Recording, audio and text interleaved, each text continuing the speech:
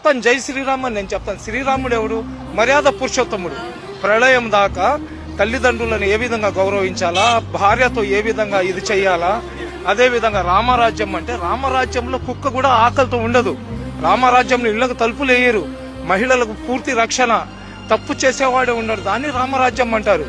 శ్రీరామచంద్రుడు కేవలం హిందువులకే కాదు, వాళ్ళ పేటెంట్ కాదు. శ్రీరామచంద్రుడు సృష్టిలో ఉన్న ప్రతి ఒక్కరికి ఆరాధించదగ్గ వ్యక్తి అతను. అదేవిధంగా ఎవరైతే మన పరమశివుడు దేవాది దేవుడు అంటారు, శివుడికి దేవాది దేవుడు అంటారు.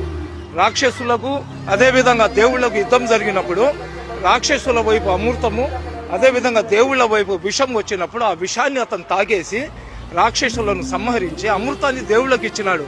కాబట్టి అతనికి దేవుళ్లకు దేవుడు దేవాది దేవుడు అంటారు. పరమశివుడు కూడా తపస్సు చేస్తాడు. అతను తపస్సు ఎవరికి చేస్తాడు?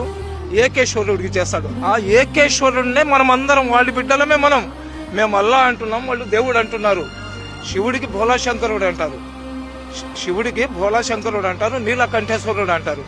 అదేవిధంగా మనకు ఆది దేవుడు ఎవరు? హిందువుల ఆది దేవుడు ఎవరు?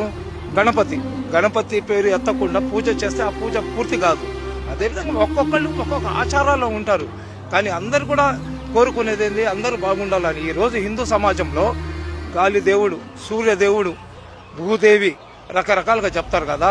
నిజంగా ఆ దేవుళ్లకు మాకు హిందువులే ఉండాలా, వేరే కులస్తులు ఉండకూడదు అనుకుంటే 10 నిమిషాలు సూర్యుడు ముస్లింల మీద టెంపరేచర్ పెంచేశాడు అనుకోండి, మేమందరం చచ్చిపోతాం. లేదా గాలి దేవుడు 10 నిమిషాలు ముస్లింలకు నేను గాలి ఇవ్వాలంటే మేమందరం చచ్చిపోతాం. ఇవన్నీ ఏంటంటే పొట్టలు పెంచుకోవడానికి మా బోటి వాళ్ళు, సాధులు, సంతులు ఏంటంటే రెచ్చగొట్టారనుకోండి జనాలు డిస్టర్బ్ అవుతారని. అలాంటిది ఏమి ఉండదండి. ఈ భూతల్లి నన్ను మోస్తుంది, వాళ్ళని మోస్తుంది. చచ్చిపోయిన తర్వాత ఈ మట్టిలో మమ్మల్ని అందరినీ కూడా కలుపుకుంటుంది. ఈ దేవుళ్ళకు లేని వివక్షత ప్రజలకు ఎందుకండి? దేవుళ్ళకు లేని వివక్షత ప్రజలకు ఎందుకు? చెప్పేవాళ్ళు చెప్తుంటారు, వచ్చేవాళ్ళు వస్తుంటారు. సరేనా? అందరూ బాగుండాలా, అందులో మేము ఉండాలా, నా రాష్ట్రం సస్యశ్యామలంగా ఉండాలా, నా దేశం ప్రపంచంలో ఉన్నతమైన స్థానంలో ఉండాలా.